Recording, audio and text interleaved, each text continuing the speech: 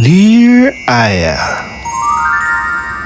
Na, parang nagsabi na siya na sumasama yung loob ko sa'yo na kasi parang mas pinapanagin mo si girl kaysa sa akin, ganyan. Tapos, yun na. Okay. And that, Wala kang, para sa akin, wala kang mali doon. Siguro, ang nakita ko lang mali mo sa nagawa mo is sumobra yung concern mo. 'Di ba? Sumobra yung concern mo, hindi lang doon sa friend mo, pati doon sa girl. Pero kasi, kahit naman siguro sinong matinong tao, ganun yung maiisip. Hindi ka naman kasi, kumbaga, hindi ka naging bias. 'Di ba? Hindi ka naging bias na kung friend mo to, papanigan mo na siya. 'Di ba? Hindi ka naging, sabi mo nga, kaya nga sabi ko, concern ka rin talaga doon sa mag-asawa. Kasi nga, sabi mo kanina, naging neutral ka. Ngayon, dyan sa situation na yan, sa sinabi mo, tingin ko, wala kang problema doon. Yun lang naging problema mo, sobra ka siguro naging concern. Pero, ang may problema talaga dyan, yung friend mo. Di ba? Yung friend mo, na the fact na niya sinabi niya sa'yo na parang mas pinapanigan mo pa si girl. Kasi, kung tunay ka naman kaibigan, masasabi ko lang sa'yo, Shay, tunay kang kaibigan. Kasi, ang tunay na kaibigan, sinasabi, yung talagang pagkakamali ng kaibigan mo. Hindi mo siya pagtatakpan or something. Lalo na kung nakikita mo na pag lumaki yan, lalo siya mapapahamak, di ba? Naging, di ba? Naging totoo ko lang sa kanya na mali kasi yung ginagawa mo eh. Di ba? Kahit sino papanigan, kahit sino matinong tao, papanigan ko yun. Kahit siguro ako, papanigan ko yun. Kasi may asawa at anak yun eh. Di ba? dapat sinabihan ko kasi siya na iniiwas lang kita sa mas malaking gulo. Oo, yun. Kasi ayoko na dumating sa point na may, alam mo yun, mag-iskandalo. Siyempre, sino ba yung unang mababahala or magiging concern? Kami pa rin naman. Friend, yung mga friend,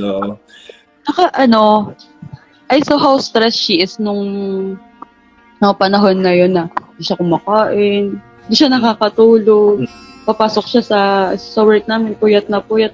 Alam mo yun, sinong di naman mababahala sa ganun. Di ba? Yung friend, lalo na, sinabi mo, ikaw nga yung pinakamalapit na friend niya. So, siguro naman, in-explain mo na sa kanya na concern ka lang sa kanya, na hindi mo naman pinapanigan yung girl. Actually, ang pinapanigan mo pa nga dyan siya eh. Talaga lang, ang problema, mali kasi siya. Di ba? Kaya nung sinabihan mo na ganun, akala niya, kinakampihan mo yung si girl. Yun yung pakiramdam niya. Di ba? So, wala talaga sa yung pagkakamali doon na maganda yung ginawa mo na kahit friend mo siya, hindi mo siya parang naging balance ka pa rin, hindi mo siya pinagtakpan or something. Ni-real talk mo siya na, hindi, mali kasi yung ginagawa mo. Di ba? At ikaw, pinaliwanag mo na rin pala kasi na mas mapapahama ka dyan in the future pag tinuloy mo pa yan, di ba? Kung nagalit man siya ngayon, ayan mo lang, lilipas sa oras, pag yan, natauhan yan, maiintindihan ka na yan. Pero sa ngayon, medyo mainit pa, ibig sabihin, ngayon lang nangyari, di ba? Hayaan mo lang muna siya. Pero kung talagang may maayos siyang pag-iisip, may isip niya na kaya mo ginawa yung concern ka sa kanya. Ganun yan. Ganun yung ano yan. Sa ngayon, hindi siya makaintindi kasi tingnan mo, sinasabi mo na wala lang yun, masaya lang siya pagkausap. Kaya kanya hindi maintindihan kasi ibig sabihin may something na nga sa kanila. Di ba?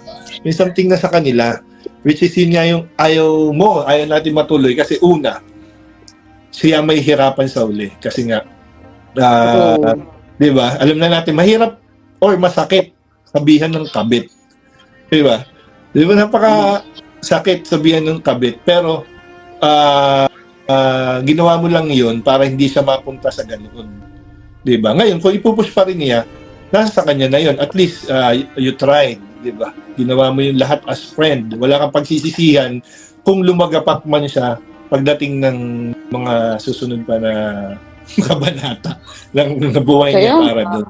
Di ba? Yun yung unang pangit na mangyayari. Baka mamaya lalo siyang bumagsak, lalo siyang mapahamak, di ba? At ang pangalawang nakikita ko na hindi magandang mangyayari diyan pagka natuloy, dahil sabihin natin hindi naman matutuloy talaga, pero nagsimula na eh. Sabi ko nga diyan nagsisimula. Di ba? Pag natuloy talaga yan, na push nila yung kalokohan nila. Ang isang nakikita ko talaga dyan, nasa isip ko kanina pa, kawawa na yung anak. Yung anak lagi nagsasuffer dyan. Sa mga ganyang situation, anak lagi magsasuffer dyan. Maniwala kahit sa hindi. Nag-comment si Ate Chris, sino raw yung kabit? Sino yung kabit na hole? Na, Ate Chris, hindi pa. Wala pa pong Wala pa kabit, po. Ate Chris. Papa pa lang. Papunta pa lang. Wala pa po. Wala pa. Pinipigilan pa ni Shay. Pinipigilan pa ni Shay.